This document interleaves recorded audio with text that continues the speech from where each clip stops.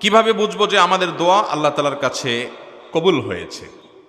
ভাইরা আমার, দোয়া কবুল হয়েছে এরকম নিশ্চিত হওয়ার মতো কোনো সুযোগ বা কোনো উপায় কোরআন এবং হাদিস থেকে জানা যায় না যে হ্যাঁ এ দোয়া কবুল হয়ে গেছে লিখে দেওয়া যায়, নিশ্চিতভাবে বলে দেওয়া যায়। তবে এই সম্পর্কে মুসনাদ আহমদে বর্ণিত আবু সাঈদ খুদরি রাদিয়াল্লাহু তাআলার একটি হাদিস আছে। সেই হাদিসটি আমাদের মাথায় থাকা দরকার। সেটি হলো, নবী করিম সাল্লাল্লাহু আলাইহি ওয়াসাল্লাম বলেছেন যে বান্দা আল্লাহর কাছে যদি, কোনো মুসলমান যদি আল্লাহর কাছে কোনো দোয়া নিবেদন করে, দোয়া কবুলের অন্যতম প্রধান শর্ত হলো হালাল উপার্জন।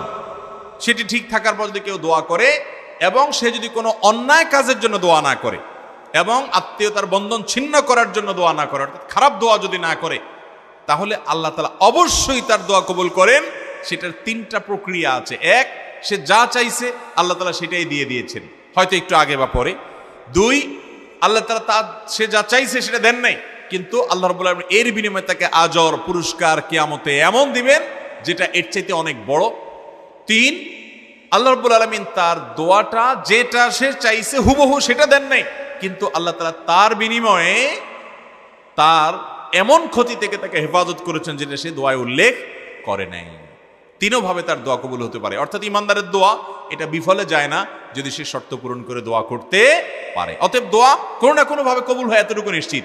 তারপরও বিভিন্ন উলামা ইকরাম, বিভিন্ন ইমামগণ তাদের অভিজ্ঞতার আলোকে বলেছেন যে দোয়ার পর এরকম পরিবেশ হলে, মানসিক পরিস্থিতি এরকম হলে সেই দোয়াটা আল্লাহর কাছে কবুল হয়েছে বলে সুধারণা করা যায়। এটা হলো তাদের অভিজ্ঞতার ব্যাপার, এটা কোনো কোরআন হাদিসের বর্ণনা নয়। তারা বিভিন্ন সময় অভিজ্ঞতা দ্বারা এটি দেখেছেন যে দোয়ার সময় এরকম পরিস্থিতি হলে, মানসিক পরিস্থিতি এরকম হলে সেই দোয়া পরবর্তীতে কবুল হয়েছে দেখা যায়।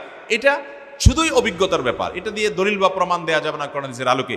এ বিষয়ে ইমাম ইবনুল জাযারি রাহিমাহুল্লাহ উদ্দাতু আল হিসনুল হাসিন এই কিতাবের মধ্যে তিনি লিখেছেন, যদি কারোর দোয়ার সময় কান্না আসে, যদি কারোর অন্তরটা বিগলিত হয়ে যায়, দোয়ার পর কারোর যদি মানসিক প্রশান্তি অনুভব হয়, মনের ভেতরে খুশি খুশি একটা ভাব আসে, হালকা হয়ে যাওয়ার একটা ভাব আসে, তাহলে সেক্ষেত্রে সেই দোয়াটা আল্লাহর কাছে, বিশেষ করে চোখের পানি বের হয়ে গেছে দোয়ার পর এরকম হলে, দিলটা বিগলিত হয়ে গেছে এবং নির্ভার হয়ে গেছে, পাতলা হয়ে গেছে মনে হচ্ছে, আনন্দ এবং ফুর্তির ভাব আসছে, এরকম মনে হলে সে সুধারণা করতে পারে যে আল্লাহ তাআলা আমার এই দোয়াটা কবুল করেছেন। এবং ইমাম শওকানি রাহিমাহুল্লাহ সহ অন্যান্য অনেক ইমামগণ এই বিষয়গুলোকে বর্ণনা করেছেন, ব্যাখ্যা করেছেন এভাবে যে এগুলা বিভিন্ন ইমামদের অভিজ্ঞতা, জাস্ট এটুকু, এগুলোর জন্য কোনো সনদ বা দলিল তালাশ করার সুযোগ নাই, যেহেতু কোরআন সুন্নাহ থেকে নির্দেশিত সরাসরি কোনো বিষয় নয়।